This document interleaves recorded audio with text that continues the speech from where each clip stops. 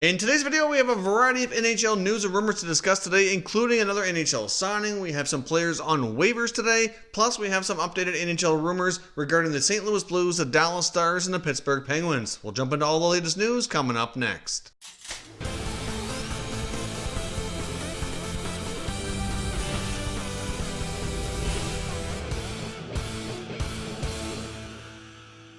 So welcome back here to Top Shelf Hockey. As I mentioned, we have a variety of news updates, so let's jump right into today's news. The Nashville Predators have signed one of their top prospects in their 2019 first-round selection, Philip Tomasino, to his 3-year entry-level contract. He was drafted 24th overall. Philip Tomasino's had a terrific start to his season playing in the Ontario Hockey League, just shy of 2 points per game in the first 12 games of the year, so he's looking like he's really off to a great start, so the Preds, I'm sure, are quite happy. He signed to his 3-year entry-level contract. I would imagine there's a pretty good chance that he'll have a lengthy stay in training camp next year. Hard to say when exactly he turns pro or when he has a real shot at making the Preds roster, but in my opinion, the Predators' prospect pool is not one of the deeper and stronger ones around the league, so if things keep progressing well for Tomasino, I certainly see him having an opportunity here sometime in the next year or two, but at least for now, his rights are reserved and he's all signed up to his entry-level contract. Now we have a couple of players on waivers today, including longtime NHL veteran defenseman with the Detroit Red Wings, Jonathan Ericsson. So of course, he's been on injury reserve. He has not played so far this season,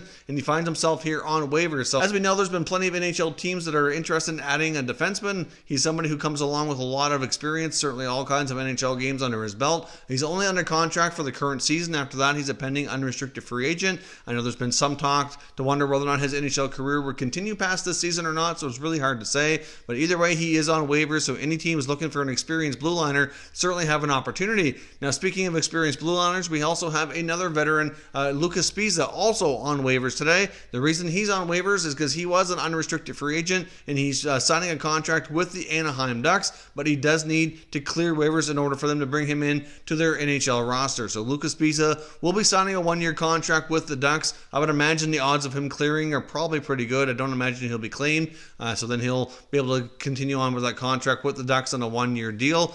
And speaking of NHL veteran defensemen still looking for work, there's still a few kicking around. There was a report that longtime Ottawa Senator defenseman Mark Mathon is still trying to make a comeback. Of course, he's an unrestricted free agent. The season has now started where he does not have a contract, but a lot of that has to do with the fact that he's battled a lot of injuries, mostly around the knee area over the last couple of years, and he really wasn't healthy enough to sign a contract to start the current season, but he has not announced his retirement. He's still interested in playing by the sounds of things. There was a report from Sean Simpson on Twitter indicating that he felt Mark Mathon might be able to help an NHL club, especially defensively. He referenced maybe the Toronto Maple Leafs, whereas Mathon's living in his hometown of Ottawa, where he played for a long time. Of course, the Leafs are not all that far away, so it certainly would be an easier transition from him from a family perspective. So we'll see about Mathon. He's was well known for a long time as a defense partner for Erik Karlsson, was one of the better defensive defensemen over a good stretch of time. I know he's not quite the same player he used to be due to all the injuries, but might be a cheap veteran option for a team like the Leafs or others around the league to add as a nice defensive help heading into the home stretch of the season, into the playoffs later on. So we'll see if Mathon can get healthy enough to garner enough interest for another short-term contract to make an NHL return. Now, as I mentioned, we have some NHL trade rumors to discuss today as well. I want to get started with the Dallas Stars. Now, the Dallas Stars are a team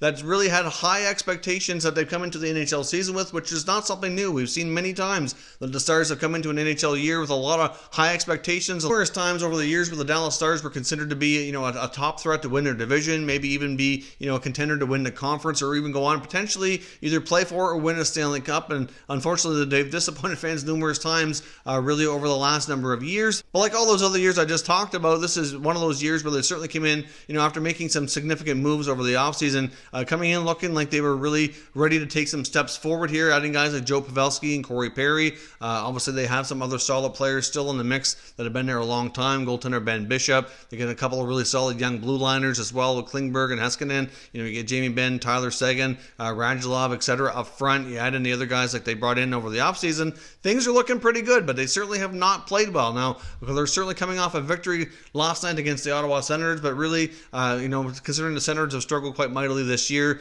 that's really nothing to get too excited about at this point. So overall, the Dallas Stars, like I said, have had a pretty disappointing start. Now, based on comments from General Manager Jim Nill, it sounds sounds as though he's making it known that he intends to be patient here. Didn't make it sound like head coach Jim Montgomery was on the hot seat. Of course, he's still relatively new with the team, still has lots of term left on his contract. So from that perspective, it would be wise if they could hang on to him and make things work with him in the fold. But there certainly have been some talk about some potential players being on the move. Now, one that's been around for a while, which has not gone away because he's still not signed and still not playing in the NHL, is defenseman Julius Honka, who still wants a fresh start, like we've seen with a few other guys around the league that are in similar situations. Of course, Honka is not going to really bring back a huge return that's really helped get things turned around. But there's been some other talk as well that, adding some more depth scoring would be good, because really, outside of Rupe Hintz, a lot of those guys, even the guys that are the veterans like Ben and Sagan and Radulov and Perry and Pavelski, overall, at least for the entire season, they really are not doing all that well as of yet. Maybe as things go on, they'll create some more team chemistry and gel a little bit more and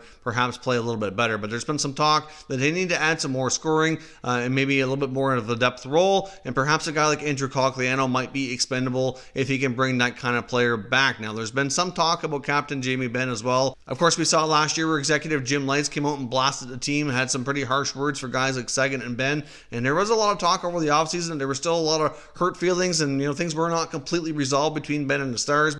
But as of right now, we haven't really heard a whole lot more about that situation regarding Ben and his relationship with the Stars. But because of their struggles, there's been some more talk that maybe, he would be on the move. But of course, he has a full no-move clause, so he'll have complete control of that situation if it ever comes up.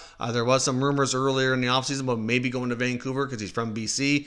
I really don't see that happening. That situation with their salary cap would not allow it, even if it's something that they really wanted to entertain. Overall, I would not rule out completely a major shakeup in Dallas, but I don't think they're in a situation where it's going to happen anytime soon. I think this would have to go on for an extended period of time. But even though all the talk from Nil indicates they're going to be patient, last year we saw them be anything but with the comments from Jim Light. So would not be completely shocked if they do make a bold move here sometime in the near future if things don't turn around. Now, another player to keep your eye on as well is Mike Hoffman in the Florida Panthers. Now, Hoffman's had a pretty decent start to the year, putting up 8 points in 8 games. The Panthers are not doing the greatest, but obviously, like the Stars, made a lot of changes in the offseason and certainly came into the season with high expectations. And if they don't live up to them, we very well could see some moves later into the season. Florida Panthers are any kind of situation right now where they'd be looking to trade a guy like Hoffman. But one thing to watch here is he's been a very productive player the last number of years. He's continued to improve steadily. Had a pretty good year with Florida last year, off to a pretty decent start this year. But it is going to prove to be very difficult for them to retain him beyond the season.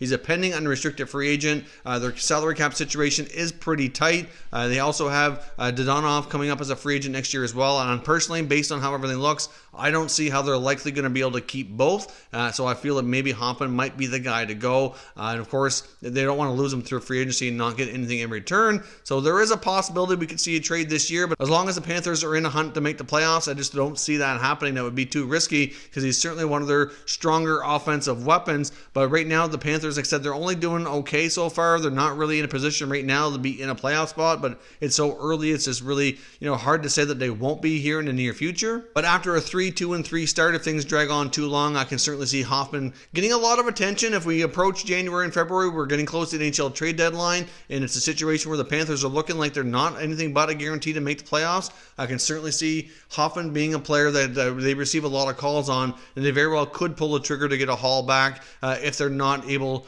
to sign him longer term. It would only make sense from that perspective, but as long as they're in the hunt, I don't see it happening. But for right now, he's just a player to watch if they continue to struggle here as the season goes on. Now, the Pittsburgh Penguins continue to deal with their rash of injuries, and like I said, so far they've been doing relatively well playing through this. A lot of their call-ups have really exceeded expectations and helped them to continue winning and having a pretty decent start to their season. But they already had guys like Malkin out and Galchenyuk and Bukestad. Now Dumoulin is down, as well as Jared McCann.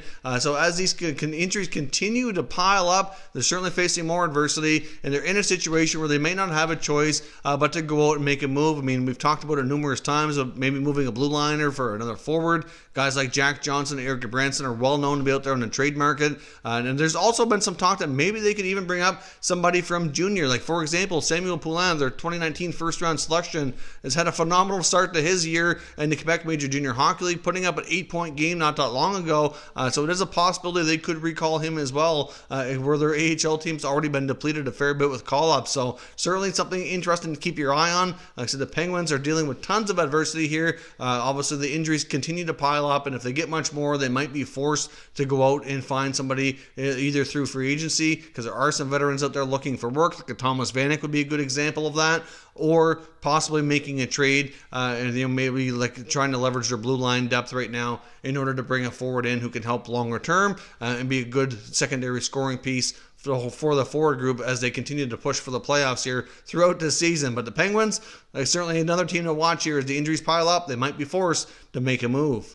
Now, last but not least here, I want to touch on St. Louis Blues captain Alex Pietrangelo. Of course, as we've seen here, Doug Armstrong, general manager, has got some other contracts in place from his pending UFAs from their cup-winning team from last year. We saw Braden Shen get extended not long ago, and there's been a lot of talk about Pietrangelo being in the term long-term as well. It's being reported that he's likely looking for somewhere around $9 million, but I see new reports here indicating that Armstrong would have liked to have this contract extension already wrapped up here as much as 2 to 3 weeks ago, but the agents for Pietrangelo certainly have a reputation for really dragging things on and not really being all that quick to get deals done.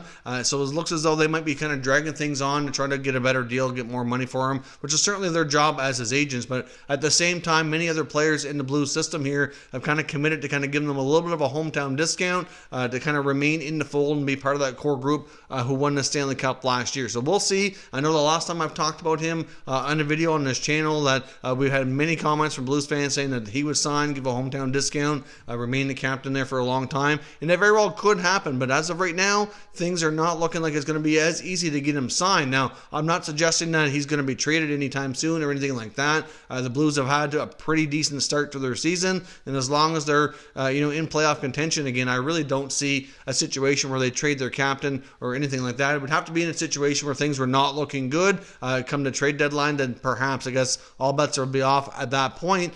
But, for right now, they really want to sign him long-term, and his agency is playing hardball to get things done. I guess my question for you, especially if you're a Blues fan, would you be comfortable with Pietrangelo signing a long-term contract extension at $9 million per year? Because that's reportedly what it's going to take to get the deal done.